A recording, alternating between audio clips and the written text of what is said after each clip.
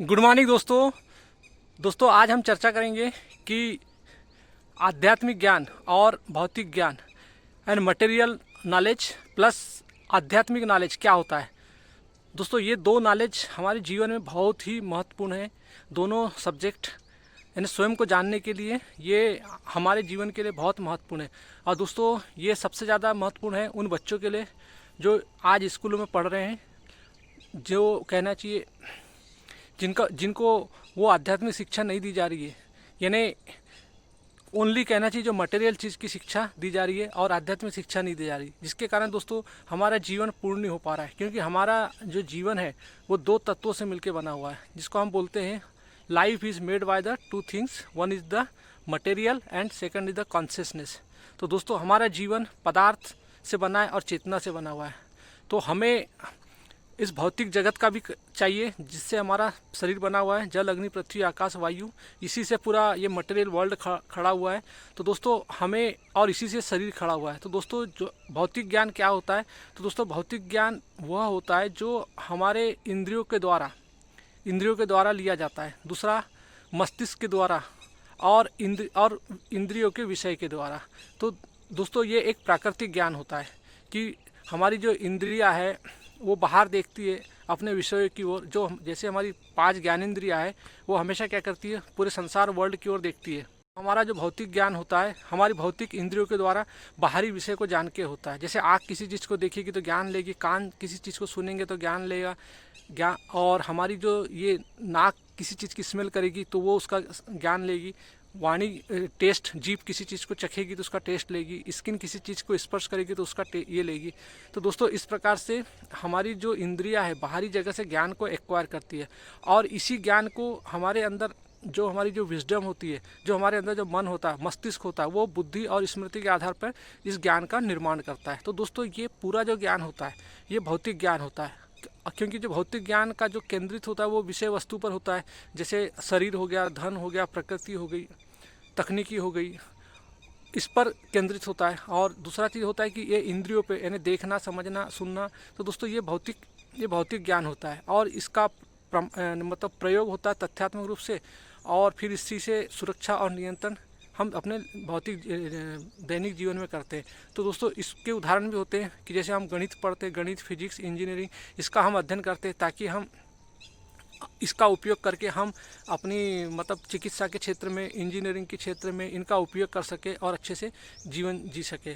फिर इसके अलावा हमारा होता है कि मतलब जो राजनीति शास्त्र है, अर्थशास्त्र है, इसको समझ के, तो इस प्रकार से हम ये सारा जो ज्ञान होता है ये हमारे भौतिक इंद्रियों के द्वारा होता है। तो दोस्तों भौतिक, इसको मटेरियल ज्ञान बोलते हैं। और दोस्तों मटेरियल ज्ञान भी हमारे को होना बहुत ज़रूरी है, क्योंकि बगैर मटेरियल ज्ञान के हम कुछ नहीं कर सकते। तो मटेरियल ज्ञान बोलता है कि यह कैसे काम करता, और इस मटेरियल ज्ञान का उद्देश्य होता है कि यह कैसे काम करता और इसे कैसे बेहतर बनाया जाए। तो दोस्तों ये हमारे मटेरियल ज्ञान की परिभाषा हुई। अब हम समझते हैं कि हमारा जो आध्यात्मिक ज्ञान क्या बोलता है।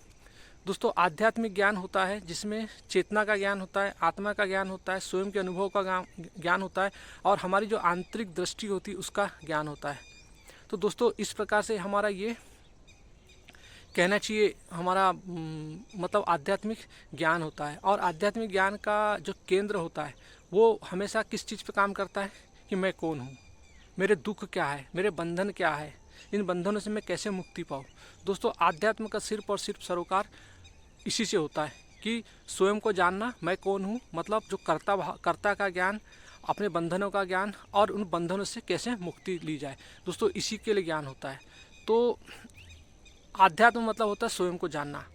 तो दोस्तों इस प्रकार से हम भौतिक ज्ञान और आध्यात्मिक ज्ञान को समझ सकते हैं दोस्तों। लेकिन भौतिक ज्ञान में एक दो समस्या खड़ी हो जाती है कि जब हम भौतिक ज्ञान में किसी विषय का जो बाहर है उसका जब हम संज्ञान लेते, उसका हम ये करते, तो जो उस विषय का जो विषयता होता है वो अंदर होता है, और उसी की छाया जो होती है वो बाहर होती है। तो दोस्तों हम उस विषयता का ज्ञान नहीं ले पाते।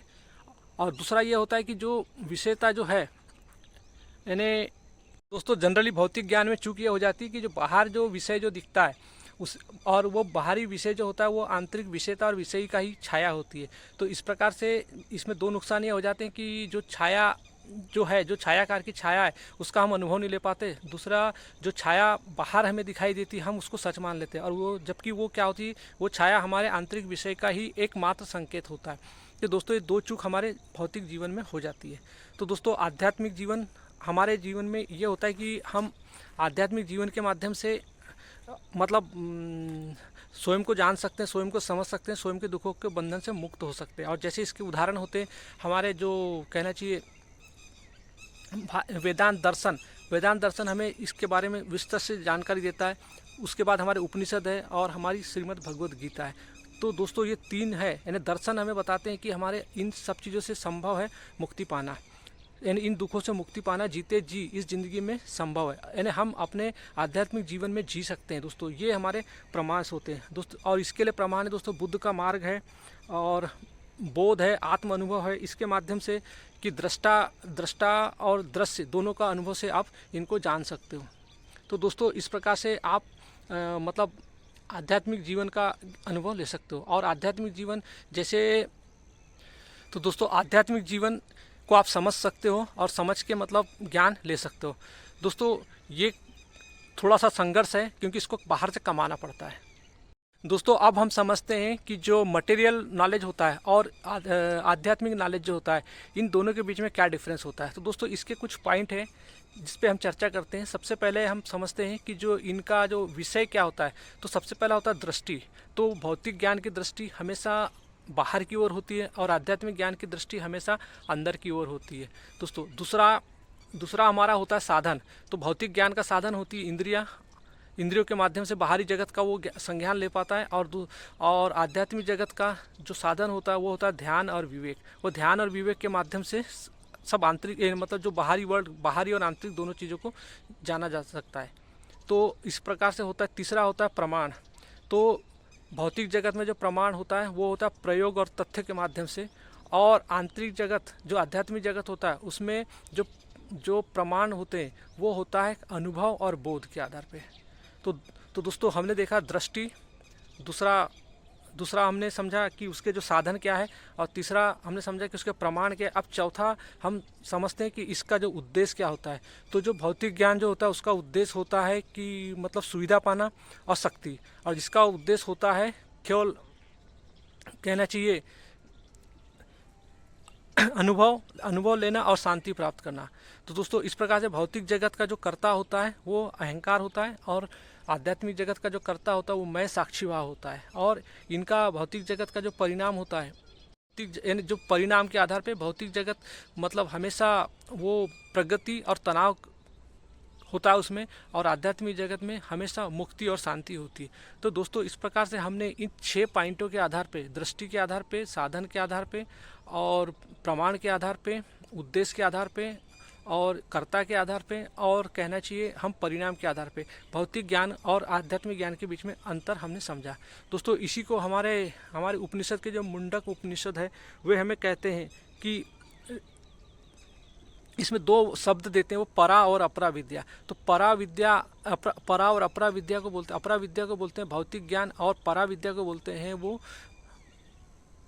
आंतरिक जगत का ज्ञान, यानी आध्यात्मिक ज्ञान। तो दोस्तों ये दोनों परा और अपरा विद्या, ये दोनों वैसी हमारे जो ईसावासी उपनिषद आते हैं उसमें विद्या और अविद्या बोलते हैं। तो अविद्या बोलते हैं वो मटेरियल ज्ञान को, भौतिक ज्ञान को अविद्या बोलते हैं, और जो कहना चाहिए जो आंतरिक ज्ञान होता है उसको विद्या बोलते हैं। तो दोस्तों आध्यात्मिक ज्ञान को विद्या बोलते हैं। तो इन दोनों ज्ञान का मतलब ही होता है कि दोस्तों बगैर कहना चाहिए विदाउट जो हमारा भौतिक ज्ञान है उसके बगैर, यानी भौतिक ज्ञान के बगैर जो अध्यात्म होता है वो अपूर्ण होता है, और जो भौतिक ज्ञान होता है वो कहना चाहिए आध्यात्मिक ज्ञान के बगैर अंधा होता है। क्योंकि दोस्तों अहंकार हमेशा अंधा होता है, वो स्वयं को नहीं जानता तो उस जगत को भी नहीं समझ पाता।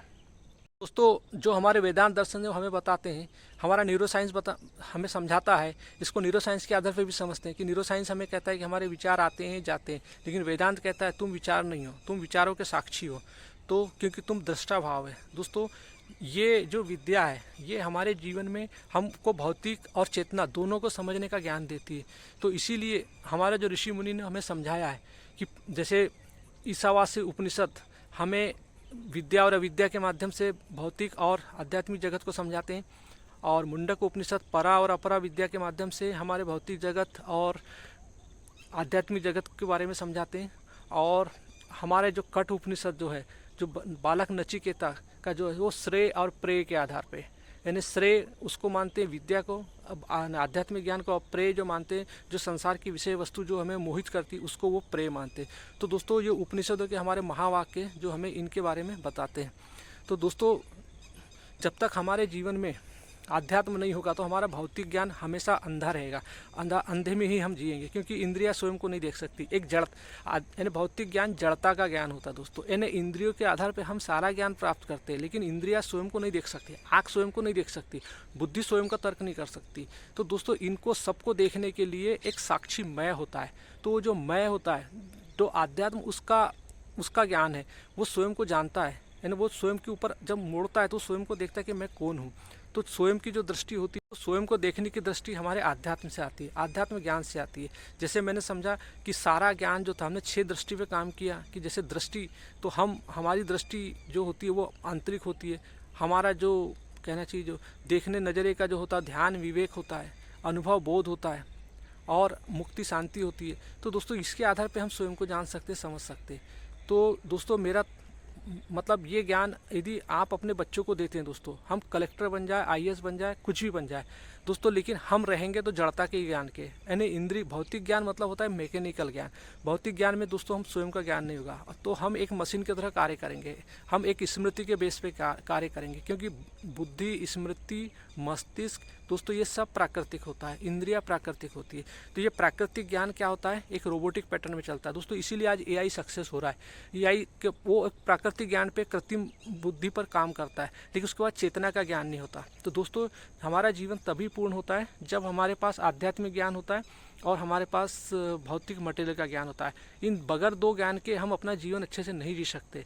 तो दोस्तों आप अपने बच्चों को सिर्फ भौतिक ज्ञान की शिक्षा तक मत रखिए।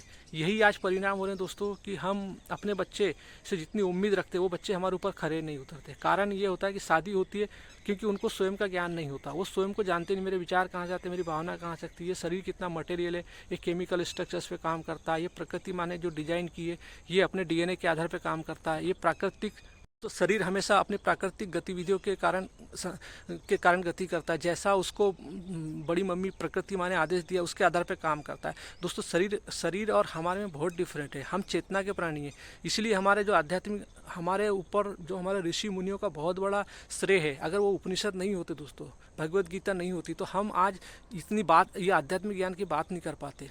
तो दोस्तों लेकिन सबसे बड़ी हमारे आध्यात्मिक ज्ञान हमसे छुपे किए हुए हैं, क्योंकि दोस्तों आज हमारे पास हमारे कर्म कांड ने पूरी जगह ले ली है। क्योंकि कर्म कांड मतलब अज्ञान के केंद्र से निकलने वाला ज्ञान। क्योंकि दोस्तों कर्म कांड में ज्ञान नहीं, स्वयं को देखने की दृष्टि नहीं होती, क्योंकि उसका जो केंद्र होता है वो अहंकार होता है। अहंकार के केंद्र से जो भी ज्ञान आएगा, इसलिए ऋषि अष्टावक्र हमें समझाते हैं कि जो सकाम कर्म का जो अनुष्ठान होता है वो अज्ञान का केंद्र होता है, और जो सकाम कर्म के अनुसार करने के लिए जो त्याग करता है वो भी उसका भी जो केंद्र होता है वो हमेशा अज्ञान का ही होता है। तो दोस्तों हम अपनी ज़िंदगी में जो भी करेंगे वो एक कामना के केंद्र से करेंगे, और कामना हमेशा अहंकार से ही जनित होती है। तो दोस्तों इसी के कारण हम सकाम कर्म कुछ भी करेंगे, कर्म कांड करेंगे, तो हमारे जीवन में कभी भी हमें सफलता नहीं मिलेगी, क्योंकि जब तक हमारे अंदर आध्यात्मिक ज्ञान नहीं होगा दोस्तों, आध्यात्मिक ज्ञान, स्वयं को देखने का ज्ञान जब तक नहीं होगा तब तक हमारे जीवन में कोई भी कर्मकांड सफल नहीं हो सकता। तो दोस्तों बगैर एक तरफा ज्ञान, भौतिक ज्ञान प्लस आध्यात्मिक ज्ञान, चेतना का ज्ञान, ये दोनों ज्ञान, विद्या और अविद्या का ज्ञान ही जीवन को, इस जीवन को बनाता है, इंसान को इंसान बनाता है दोस्तों।